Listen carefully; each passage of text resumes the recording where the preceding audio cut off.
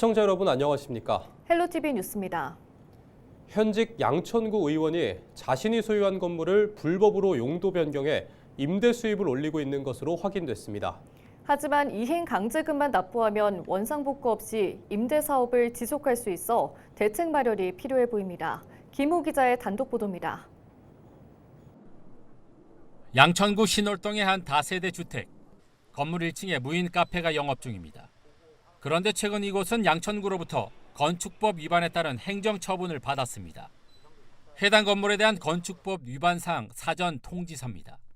다세대 주택을 근린생활시설로 무단 용도 변경했다는 내용이 적혀 있습니다. 또 앞으로 시정지시와 위반 건축물로 등재한다는 내용도 포함됐습니다. 2년 전 촬영된 영상입니다. 건물 한쪽에 양천구 의원 사진이 걸려 있습니다. 임대인을 확인하기 위해 건축물 대장을 떼봤습니다. 소유자를 확인해보니 낯익은 이름이 나옵니다.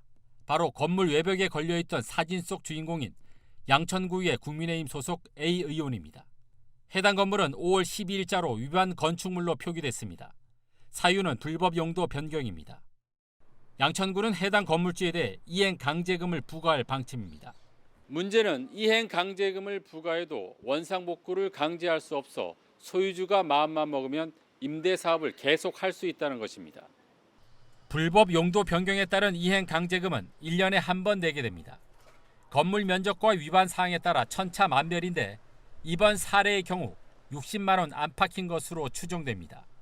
현재 이 건물의 한 달 월세가 60만 원 정도인 것을 감안하면 이행 강제금을 내더라도 연간 700만 원 가량의 임대 수입을 올릴 수 있다는 얘기입니다. 사유재산에 대한 거는 저희가 이제 대집행이나 이런 거는 지금 안 하고 있기 때문에 잦은 이제 시정을 이제 목적으로 저희가 이행강제금이나 이런 위반 건축물 조치들을 하고 있는 상황이거든요. 그러면 이행강제금만 네. 부과하고 네. 불법으로 네. 임대 사업을 할 수 있는 거예요? 그러니까 저희가 할 수 있는 조치가 사실 그거밖에 없어서 위반 건축물에 대해서. 해당 구의원은 임대차 계약이 11월까지여서 현재로선 원상 복구가 어렵다며 계약 기간이 끝나면 더 이상 임대 사업은 하지 않겠다고 밝혔습니다. 제가 쓰던 방이었거든요, 옛날에는. 지금은 이제 세를 주다 보니까 그렇게 된 겁니다. 주택으로 써야 되는데 상가로 썼다 이거지 뭐. 계약이 11월 달까지니까 11월 달에 빼기로 했습니다. A 의원은 수년 전 해당 건물의 불법 증축으로 이행 강제금을 낸 바 있습니다. 그런데 이번엔 불법 용도 변경으로 다시 이행 강제금을 부과받게 돼 선출직 공무원으로서의 자격에 대한 비판을 피할 수 없게 됐습니다. 헬로티비 뉴스 김호입니다. 은평구가 315억 원 규모의 올해 첫 추가 경정 예산안을 편성해 구의회에 제출했다고 밝혔습니다. 추경 예산안은 올해 기정 예산 대비 2.7% 증가한 규모로 원안대로 통과되면 올해 은평구 예산은 총 1조 2,046억 원이 됩니다. 이번 추경은 취약계층 지원, 지역경제 활성화, 투자사업 지원 등에 초점을 맞췄는데요. 구체적으로는 부모급여 지원 28억 원, 난임부부 시술비 지원 6억 원, 은평사랑 상품권 발행 8억 원, 대림 골목시장 고객지원센터 조성사업 2억 원 등입니다. 또 응암정보도서관 건립과 자원순환 체험센터 조성사업에도 각각 5억 원을 반영했습니다. 양천구가 IT 기술과 로봇 등 첨단 장비를 활용한 디지털 의료 서비스를 운영한다고 밝혔습니다. 먼저 보건소별관 예방접종실에서는 모바일 QR코드를 활용해 안심 예방접종을 시행합니다. 안심 예방접종을 통해 의료진은 백신 바코드 스캔과 접종정보 자동 전산 등록으로 오접종을 방지할 수 있습니다. 또 의료 접근성이 취약한 장애인을 위해 장애특화 체성분 측정기와 휠체어 체중계 등 특수장비를 통해 건강케어 서비스도 운영합니다. 이 밖에 로봇을 활용한 물리치료를 통해 낙상 위험이 높거나 뇌병변 환자의 재활치료를 지원하고 있습니다. 은평구의회가 27일 본회의를 시작으로 정례회에 돌입했습니다. 이번 정례회에서 구의회는 예산결산특별위원회를 구성해 은평구가 제출한 315억 원 규모의 추가 경정 예산안을 처리합니다. 의회가 심사할 예산안 주요 내용을 보면 취약계층 지원 등 보건복지 분야 103억 원, 지역경제 분야 12억 원, 응암정보도서관 건립 등 투자사업 분야 11억 원 등입니다. 전국적으로 시내버스 노사의 임금 단체 협약 교섭이 난항을 겪고 있는 가운데 인천 시내버스 노조가 전국 시내버스 노조 총파업에 참여하지 않고 다음 달 사측과 협상을 이어가기로 했습니다.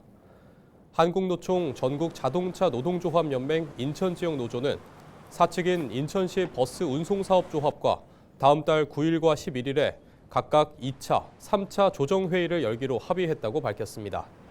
노조는 월 임금 8.2% 인상과 지난해 12월 대법원 판결에 따른 정기 상여금, 통상 임금 반영 등을 요구하고 있습니다. 또 기본급의 600% 규모 상여급 지급도 제시한 상태입니다. 다음 달 최종 합의가 이루어지지 않을 경우 노조는 파업에 돌입할 수 있다고 밝혔습니다. 최근 일본에서 쌀값이 폭등하면서 한국 쌀이 일본에서 귀한 대접을 받고 있습니다. 전남 강진을 비롯해 해남과 포항 등 전국 곳곳에서 쌀을 일본에 수출하고 있는데요. 국내 쌀값 하락으로 고심하던 농가에 모처럼 생기가 돌고 있습니다. 보도에 장혜원 기자입니다. 전남 강진군 농협, 포대에 담긴 쌀이 트럭에 실립니다. 일본인들의 식탁에 오르게 될 강진쌀입니다. 모두 40톤이 배에 실려 현해탄을 건널 예정입니다. 강진군은 이번 선적식을 시작으로 매주 5차례 모두 200톤을 일본에 수출할 계획입니다. 글쎄 일본 소비자 입맛이 까다롭긴 하나 현재 우리 전남쌀 새청무 품질로도 충분히 가능하다 이런 생각이 들어서 이제 가격 경쟁력인데요. 아무쪼록 가격에 수출 지원금이랄지. 최근 일본에서는 이상고온으로 인한 흉작과 장기간 지속된 쌀 감산 정책, 그리고 일부 사재기 현상 등 다양한 요인으로 쌀값이 배 가까이 폭등한 상황. 현재 일본 내 5kg짜리 쌀의 소매 가격은 약 4,268엔으로 우리 돈 약 4만 1,000원입니다. 우리 쌀값의 3배를 넘습니다. 일본 정부가 쌀값 안정을 위해 쌀 시장 문을 활짝 열면서 우리 농가에 기회가 온 겁니다. 강진에 앞서 전남 해남의 쌀도 일본 시장에 진출했습니다. 지난 3월 2톤을 시작으로 올해 59톤이 수출될 예정입니다. 영남 지역에서도 쌀 수출이 이어지고 있습니다. 경북 포항에서는 지난 20일 5톤을 보낸 것을 시작으로 올해 모두 50톤을 수출하고 경남 하동에서는 올해 말까지 모두 200톤을 일본에 팔 예정입니다. 한국 쌀이 가격과 맛에서 일본에서 인기를 얻자 경기도와 강원도 역시 일본 수출 협상을 진행하거나 준비하고 있습니다. 국내 쌀이 일본에 수출된 경우는 1990년 이후 35년 만에 처음. 전문가들은 일본의 쌀 품귀 현상은 1, 2년 안에 해소될 문제로 보여진다며 장기적으로 수출을 늘리기 위해서는 쌀 가공식품을 개발해야 한다고 강조합니다. 현재 이제 쌀 부족이라고 하는 이런 현상을 낳게 됐는데 단기적인 현상이 될 가능성이 굉장히 높다고 생각이 되어져요. 가격이 너무 높기 때문에 오히려 쌀을 이용한 이제 가공식품들을 개발을 하는 게 우리나라가 쌀도 수출하고. 일본 쌀값 폭등 사태가 단기적인 현상에 그칠 수 있다는 전망 속에서 우리 쌀의 품질을 높여 수출 경쟁력을 한층 높이는 전략이 필요하다는 지적도 나오고 있습니다. 헬로티비 뉴스 장혜원입니다.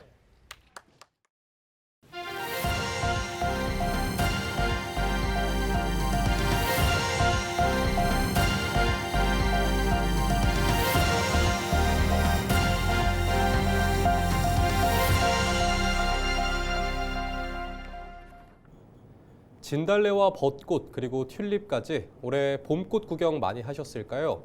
바빠서 좀처럼 꽃 볼 시간이 없었다고 해도 아직 늦지 않았습니다. 계절의 여왕 5월의 끝자락, 지금 부천에 가면 봄 기운 가득한 장미꽃의 향연을 만끽할 수 있습니다.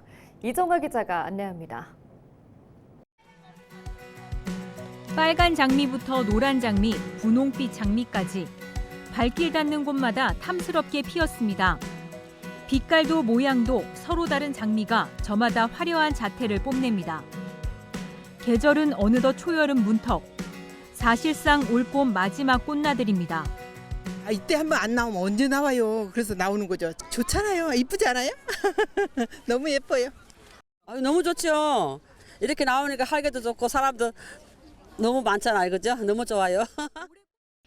매년 이맘때 수도권 장미 명소로 꼽히는 부천 백만송이 장미원. 평일이지만 나들이를 나온 사람들로 북적입니다. 동산에 핀 장미만 전체 2만 5천 본이 넘습니다. 이곳에 핀 장미 품종만 150여 종으로 곳곳에 이렇게 장미를 활용한 꽃터널이 만들어져 있어 시선을 사로잡습니다. 시민들은 발걸음을 멈추고 추억을 한 장 남겨봅니다.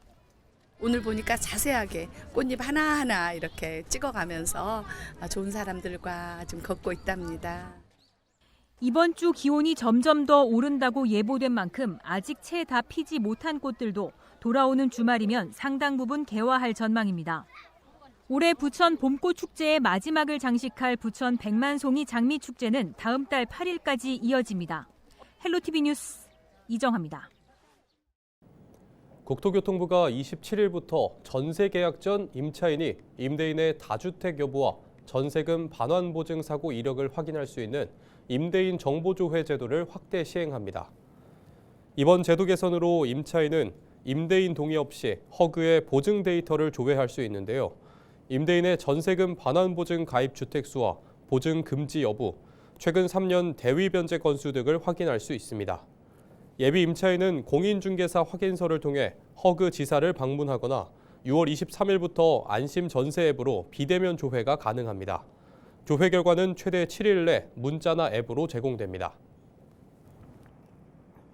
지난 1분기 전국 전세갱신 계약 중 69%가 전세보증금을 올려 계약한 것으로 나타났습니다. 부동산 플랫폼 집토스는 27일 전국 전월세 실거래가 자료를 살펴본 결과 2025년 1분기 전국 전세갱신 계약이 68,932건이었고 이 중 69%에 달하는 47,852건이 증액갱신 계약이었다고 밝혔습니다.